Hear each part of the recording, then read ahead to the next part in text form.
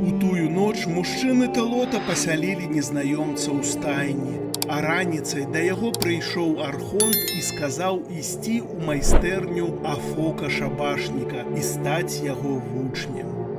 «Але я Іранон, спявак», – сказаў ён, – «і не ляжыць маё сэрца да рамяства шабашніка». «Усе ў Тэлоце мусяць працаваць», – адказаў архонт, – «бо такі закон». Тады сказаў Іранон: «Для чаго вы працуеце? Ці не дзеля таго, каб жыць і быць шчаслівымі? І калі вы працуеце толькі дзеля таго, каб працаваць больш, калі ж вас знойдзе шчасце? Вы працуеце, каб жыць, але хіба жыццё не складаецца з прыгажосці і песень?